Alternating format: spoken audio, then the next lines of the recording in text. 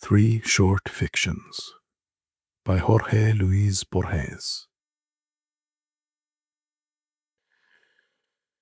Borges and I. The other one, the one called Borges, is the one things happen to. I walk through the streets of Buenos Aires and stop for a moment, perhaps mechanically now, to look at the arch of an entrance hall and the grillwork on the gate. I know of Borges from the mail and see his name on a list of professors or in a biographical dictionary. I like hourglasses, maps, 18th century typography, the taste of coffee, and the prose of Stevenson. He shares these preferences, but in a vain way that turns them into the attributes of an actor. It would be an exaggeration to say that ours is a hostile relationship. I live, let myself go on living, so that Borges may contrive his literature, and this literature justifies me. It is no effort for me to confess that he has achieved some valid pages, but those pages cannot save me. Perhaps because what is good belongs to no one, not even to him, but rather to the language and to tradition. Besides, I am destined to perish, definitely, and only some instant of myself can survive in him. Little by little, I am giving over everything to him, though I am quite aware of his perverse custom of falsifying and magnifying things. Spinoza knew that all things long to persist in their being. The stone eternally wants to be a stone, and the tiger a tiger. I shall remain in Borges, not in myself, if it is true that I am someone. But I recognize myself less in his books than in many others or in the laborious strumming of a guitar.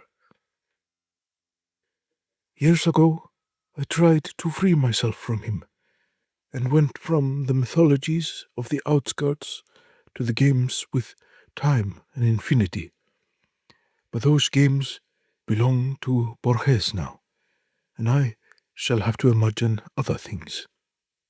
Thus, my life is a flight, and I lose everything, and everything belongs to oblivion or to him. I do not know which of us has written this page. The plot. To make his horror perfect, Caesar, hemmed about at the foot of a statue by his friends' impatient knives, discovers among the faces and the blades the face of Marcus Junius Brutus, his ward, perhaps his very son. And so Caesar stops defending himself and cries out, "Et tu, Brute?" Shakespeare and Quevedo record that pathetic cry.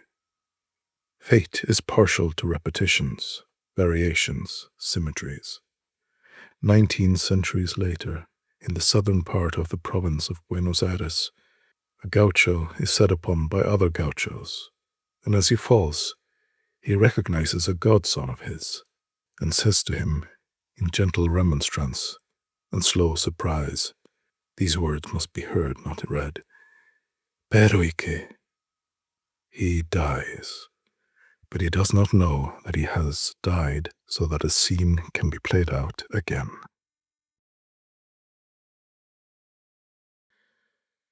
Ragnarök.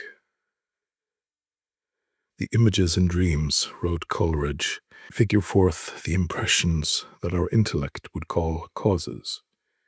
We do not feel horror because we are haunted by a sphinx. We dream a sphinx in order to explain the horror that we feel.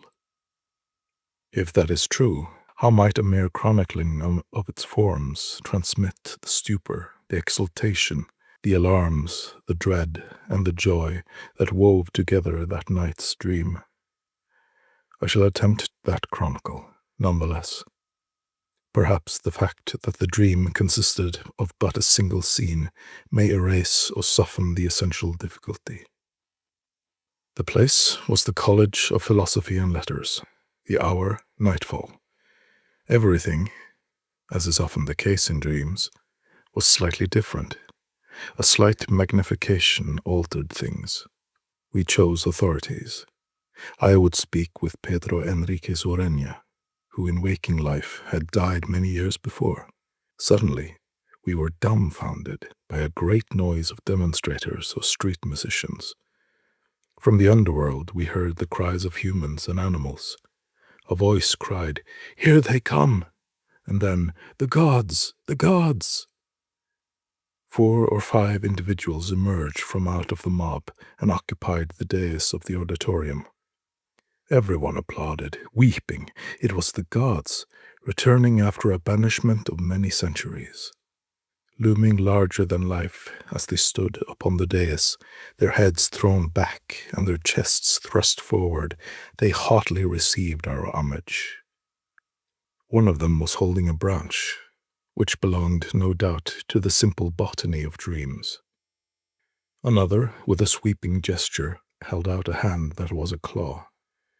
One of Janus's faces looked mistrustfully at Thoth's curved beak. Perhaps excited by our applause, one of them, I no longer remember which, burst out in a triumphant, incredibly bitter clucking that was half gargle and half whistle.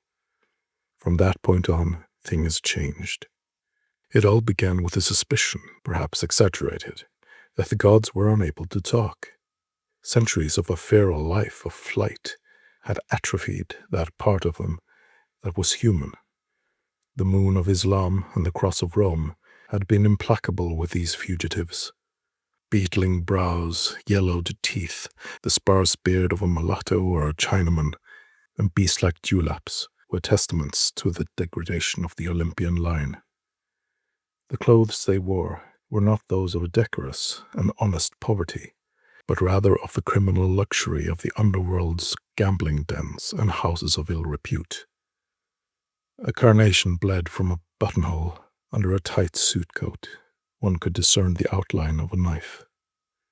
Suddenly we felt that they were playing their last trump, that they were cunning, ignorant, and cruel, like aged predators, and that if we allowed ourselves to be swayed by fear or pity, they would wind up destroying us. We drew our heavy revolvers. Suddenly, in the dream, there were revolvers, and exultantly killed the gods.